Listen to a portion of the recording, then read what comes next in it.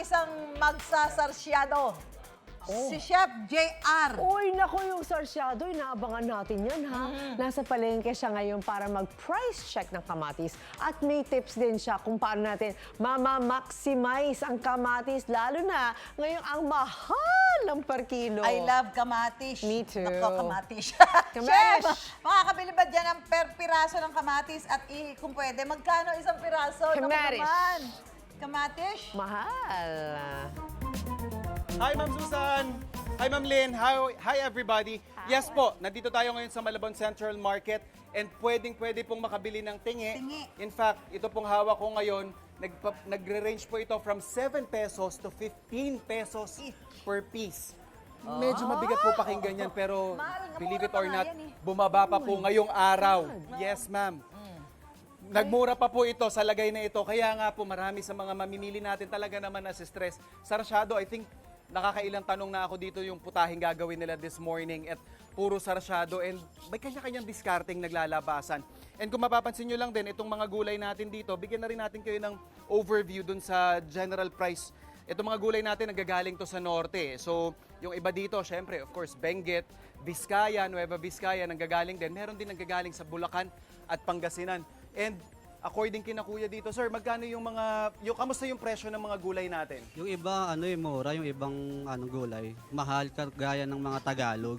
So yung mga pangpinakbet natin, Ayun ang mahal. yun yung mataas ngayong Opo. panahon na ito. Yes. Okay, sa kamatis naman, ito po yung kamatis natin. Ay, ito, sakto may nasaktuhan tayo. Ma'am, good morning po, ma'am. Morning po. Ma'am, pangalan po natin? Ma'am Christy po. Ma'am Christy. So, ano pong lulutuin natin this morning? Plano ko po sana mag-sarsyadong tilapia. Sarsyadong tilapia. Opo. Okay. Kamusta naman ang inyong pamimili sa ating kamatis? Actually, siya, pinag-iisipan ko nga kaya tutuloy ko pa eh. Kasi ang taas po talaga ng Grabe, no? kamatis. Opo. Oo. Pero ano pong diskarte ninyo? Anong mga kadalasang ginagawa ninyo? Kasi hindi lang naman ngayon nangyari ito na Opo. ganito eh. Opo. 'Di ba? Pag ganun po, hinahati ko na lang po siya. Kailangan talaga Opo. magbawas eh, no? Alternatives is tomato Okay. paste. Oo. Halo na lang po ng tomato paste at saka po itong kamatis. Okay. Para mamit ko pa rin po yung lasa ng sarsyado. Magandang tip yan. And of course, mamaya bibigyan maraming salamat po, ma'am. Tapos ito, yung pinapakita natin na kamatis na ito, mga kapuso, yan po yung tinatawag nating storage kamatis. Kung mapapansin ninyo, very plump ang itsura niyan versus yung ating sariwa. Ito po yung sinasabi nating sariwa na ganyan po ang magiging itsura niyan. Tinanong ko po sila yung pinaka-main difference physically kung ano yung pagkakaiba. Makikita daw po mas maliliit and then may crown. Tapos ito po yung mas mura. Ito po nagre-range ito, nasa 150 yung kilo. Ang disadvantage lang nito is hindi po siya mabilis, hindi po siya matagal i-store. So kailangan po agad-agad ninyong gagamitin ito. Ito yung nagre-range ng mga 7 pesos to 9 pesos per piece. 'Di ba? Pero yun, kagaya nung kasama natin kanina na namamalengke dito, magre-ready sila ng sarsyado. Ako naman, yun din ang ipe-prepare ko sa inyo. And I will give you guys tips on how to maximize, how to better make use of our tomatoes or kamatis. So, pag sinabi kasi nating sarsyado, yung pinaka naiisip natin dyan is talaga yung kamatis at saka yung itlog. Pero syempre, yung main protein natin, which is yung ating tilapia, ipiprito muna natin habang pine-prepare natin yung ibang components. So, ito na yung ating fish. Yan. So yung side na pre-cook na natin yan kanina para mas mabilis nating maipakita sa inyo. And yun nga, yung ating kamatis, what I would normally suggest, kagaya ng sinuggest ni Ma'am Christine kanina, is pagdadagdag ng tomato paste or tomato sauce.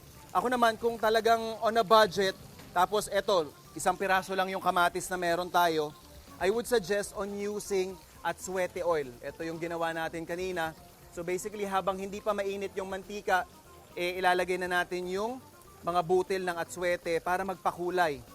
And kadalasan, kaya rin naman talaga tayo nagamit ng kamatis is for the umami that it brings sa ating mga dish. So yun yung parang pinaka-reason kung bakit marami tayong ginagamit na kamatis. Kaya pag minsan isang piraso lang yung ginamit natin, parang bitin na bitin talaga we will be able to compensate that by using other techniques kagaya ng ginagawa natin ngayon. And ang pinakamagandang tip lang din mga kapuso, habang marami or abundant yung supply, what I would suggest is pwede nyo siyang i-freeze yung ating kamatis.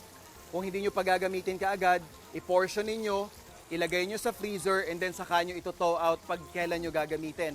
Another thing, you can also sun-dry or ipasok sa loob ng oven on the lowest setting hanggang sa ma-extract yung moisture ng ating kamatis, and mas masasave mo na yan ng mas matagal. So whenever na may mga gantong panahon na biglang nagtataasan yung mga presyo, may mahuhugot ka nang hindi mo kailangan mag-sacrifice doon sa taste. And yun nga, sa kagaya na sinabi natin kanina, use tomato paste, and in this case, atsuete. So okay na yung other side ng ating fish. We're just gonna remove that. Kasi pag sinabi nating sarsyado mga kapuso, egg tomato sauce.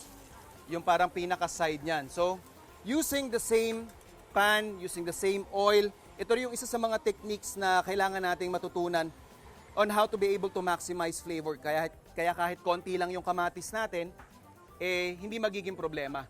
So, we're just adding onions. Also, some garlic. And ito mga kapuso yan, isang kamatis lang yung gagamitin natin dyan. Gigisa lang natin ng kaunti yan. Para lang mas mapabilis natin yung proseso, we're just gonna add in some water para madaling mag-blend, magsama-sama yung lasa. And then we're going to season that with some fish sauce. And of course, yung ating sugar para pang-balance doon sa asim na meron yung ating kamatis. And then, pwede na nating ilagay yung ating egg. Mabilis lang yan. Hindi nyo kailangang i-overcook yung ating itlog. And to finish it off, para lang ma-emphasize yung color na reddish shade, lagay na natin yung ating atsuete oil pa. Alright. So ganyan lang kabilis yan. That sauce is done. Yung ating sarsyadong isda. Tilapia din, saktong-sakto sa luluto ni Ma'am Christine. We're just gonna pour over our sauce. And of course, some garnish. Ito, may spring onions tayo dito. At ayan na. Luto na yung ating sarsyadong tilapia. Gamit yung very limited natin na kamatis. At syempre, sulit natin lahat ng flavor. Wala tayong tinapon dyan. Kahit anong piraso yan, balat. At even yung katas niyan. Kaya kuhang-kuha natin yung lasa ng kamatis.